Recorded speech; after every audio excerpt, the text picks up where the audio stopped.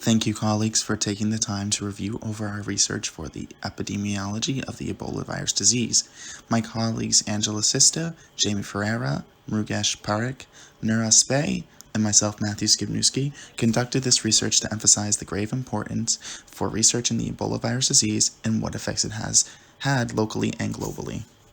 The Ebola virus disease has devastated Africa since the year of 1976 to present date, and if ignored, will continue its rampant spread throughout the country and will eventually find its way to other parts of the world like it has in previous years. Being that this disease is extremely sneaky by mimicking the similar symptoms as typhoid fever, influenza, commonly known as the flu, and malaria, it makes it very difficult to determine that it is the Ebola virus disease before it is too late. This is mainly due to the limited resources Africa has, again emphasizing the importance of research and aid from outside sources. I'm Angela Sista, and I'm going to be talking about the very first outbreak of the Ebola virus disease. The genesis of this virus was through a spillover event. This is when a pathogen moves from species to species. The start of this pandemic began with the patient zero. That is the person who started the transmission or spread of a virus. The Journal of Infectious Diseases identifies patient zero as an adult male who admitted himself to the Yambuku Mission Hospital in late August of 1976. According to the CDC, nurses use 5 syringes for 300 to 600 patients a day.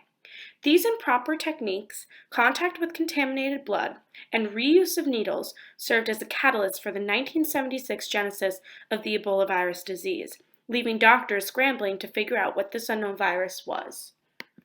From the very first outbreak of the Ebola virus in 1976 up until 2013, all the outbreaks took place mainly in Equatorial Africa, which is the more rural areas of Africa that consisted of villages and forests. The virus is thought to have transmitted through contact with wild animals or consuming bushmeat, mostly chimpanzees. This then began to spread to families and caretakers as well as medical personnel in the hospitals. The virus also spread to those who aided and attended the traditional burial ceremonies. No precautions were taken at the time, but eventually the CDC, along with other organizations, were able to help contain the virus by providing the proper protective gear, setting up labs with rapid test results, and setting up isolation wards within the villages. The causes of the outbreak in 2014 were very similar to the previous outbreaks. The first case was also thought to be from contact with wild animals. The biggest difference in the West African countries is that these areas are more urban and highly populated, which allowed the virus to spread more quickly. It became very hard to track down between these countries and keep the virus contained. The 2014 Ebola virus outbreak was the largest Ebola outbreak with around 40% mortality rate. The initial case was in December 2013 when an 18-month-old boy from Guinea was infected by bats.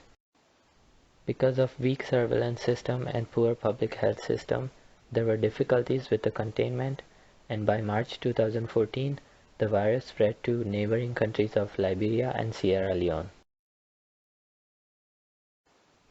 By August 8, 2014, the virus was spread to 7 other countries, including the United States. The first case in the US was a man traveling from Liberia to Dallas, Texas, on September 30, 2014, who died a week later.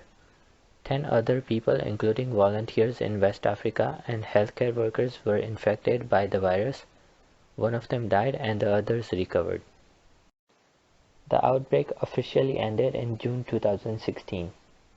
Currently, there is an ongoing Ebola outbreak. At the moment, there have been 3,304 cases with a 67% mortality rate, making this the second largest Ebola outbreak.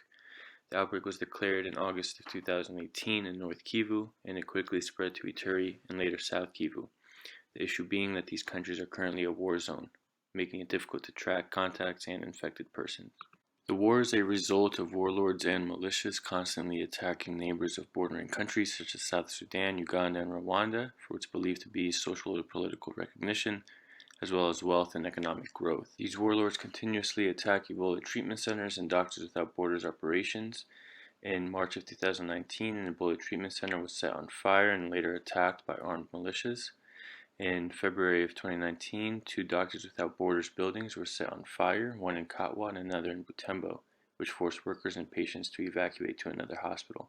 Healthcare organizations and workers from outside countries fear going into help under these sorts of conditions, and there is of course also the lingering fear of contracting the virus themselves, as few doctors did during the 2014 outbreak. Current methods to prevent the spread of Ebola include Merck's and Johnson & Johnson's vaccines, which have both been approved by the European Commission. Merck's has also been approved by the FDA. By November of 2019, Merck has administered 245,000 vaccines, and Johnson & Johnson are reportedly donating enough materials to vaccinate another 500,000 people. Proper hygiene is critical. One should be washing their hands with soap, disinfecting food, boiling water, along with any belongings of an infected person. Because of the poverty in African countries, many people reuse clothes and bed sheets which the virus can linger on. Currently, doctors manage symptoms with fluids, electrolytes, oxygen, blood pressure medication, and blood transfusions. Treatments include an experimental serum that destroys infected cells.